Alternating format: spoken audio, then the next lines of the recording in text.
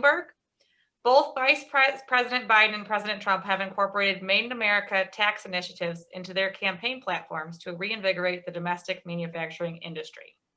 Could you talk a little bit about both of their approaches and generally how we can incentivize a more robust manufacturing industry? Yeah, so I think, so Tom, you want me to take that first? Yeah, Stregthen, please. So, one, I think it is encouraging, but I know I look at obviously we look at Vice President Biden's tax plans. I don't think you can drive more manufacturing jobs in America if you're going to raise the business rates in America. And if we're going to go back to the old tax code, because that old code, basically said invest somewhere else, move your manufacturing plant to some other country. And by the way, we're going to tax the heck out of you if you produce here in America. Going back to that old code as Vice President Biden is seeking will cost us jobs. It will slow the economy, and I think paychecks will be hurt as well. I really believe President Trump's approach, which is already proven to be, extremely pro-growth, extremely pro-manufacturing already. Now adding to that, making permanent those key business provisions and anchoring new manufacturing of medicines, medical supplies, and ingredients back from the U.S. I think that is the right approach for not just restoring our economy, but going above that. Maybe I'll add something here if I could, because I think, Kevin, you're spot on.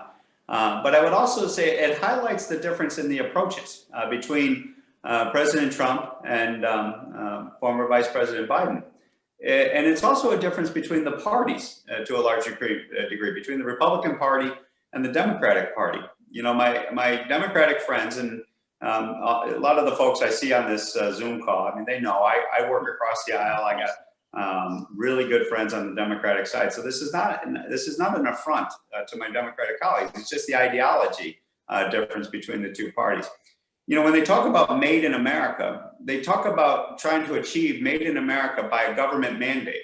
That somehow if we adopt a law at the federal level, that all of a sudden everyone's going to follow that law and that Made in America will just happen because there's a government mandate. That's kind of the Democratic policy.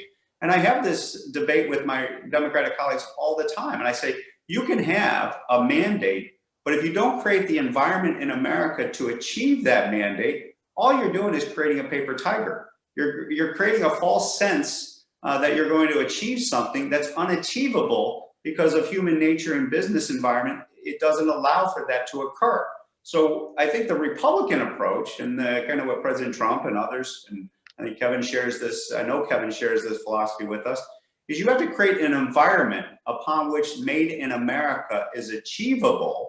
And then you couple up the policy with the environment that says, you know what, you have a competitive American environment so that human nature and business decisions dictate by their own operation, not because of a law, but because it just makes sense from a business perspective, that you're going to make it here in America to sell it there.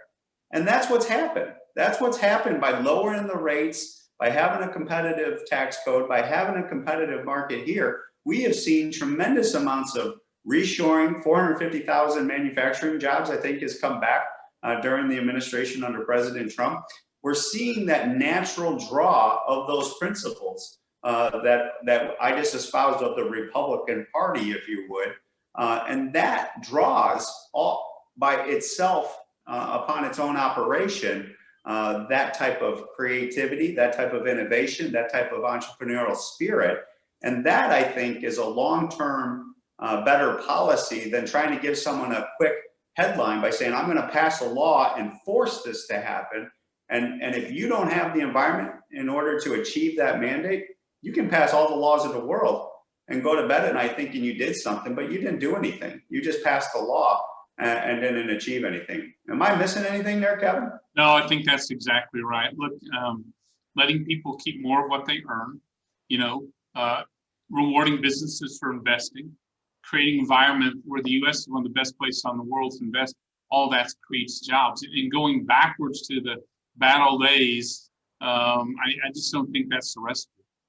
Yeah, so I think, that's what's really on stage during this presidential debate going in between Biden and Trump is you're choosing Biden, who wants to raise taxes on businesses, who wants to raise and create more regulations and that environment, and versus what we've been advocating for. So I know we got more questions coming in.